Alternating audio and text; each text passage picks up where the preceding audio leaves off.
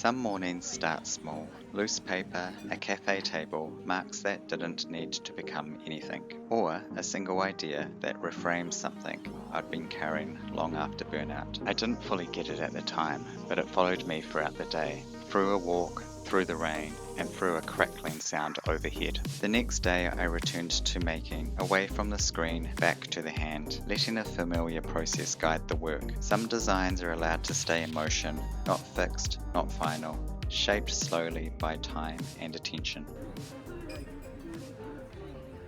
I arrive and sit in a cafe nearby. I'm not trying to solve anything, just giving myself time to slow down. A few sparrows hop on the chair beside me, fluttering along the edge of the table, bold, curious, and clearly hoping for food.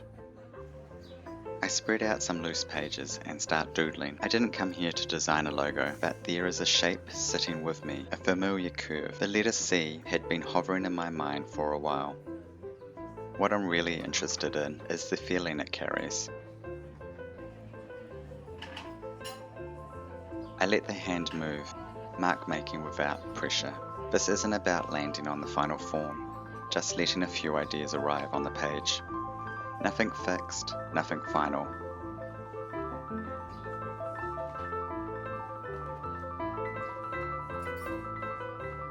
I pack up and grab a slice of pizza and let those marks rest. There's a quiet hum under the day. I carry that with me as I head towards my appointment.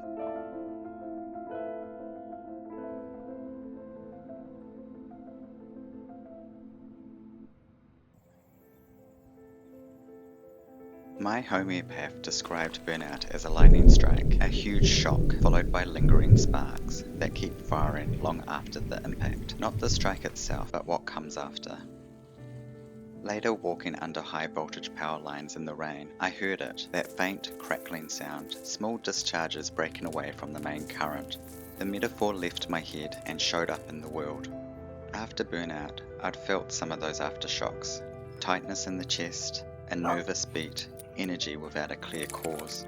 Without context, the brain fills up that space with a threat, but having a way to understand it changed how I related to what was happening. It didn't fix anything, but it softened it.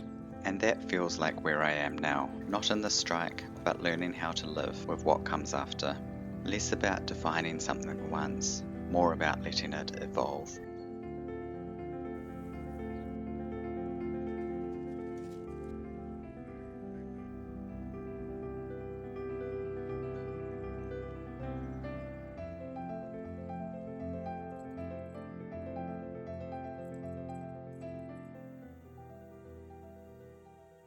The next morning, a new energy formed, not loud, not urgent, settled, but active. I didn't go to the computer, I stayed analog. I print out a page of letter C's, the same C from the typeface I already use, small, contained, familiar. I cut them out along with the cafe sketches and spread everything across the table. This isn't problem solving, it's a return to something I already know, the kind of thinking I learned at university, where ideas evolve through touch.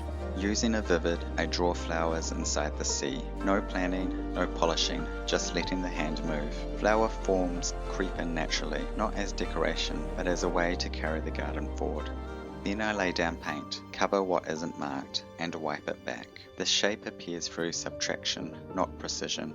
Organic lines inside a fixed container, structure holding softness. It feels physical, grounded, and calm.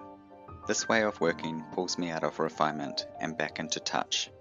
Drawing, testing, cutting, combining, discarding. Letting the form teach me what it needs without trying to perfect it. This isn't a logo reveal, it's a pause, a checkpoint. A reminder that not everything needs to be final to be meaningful. Some things are allowed to stay in motion, to change as the work changes, as the person making it changes too. For now, I'm letting it sit here, unfinished but alive.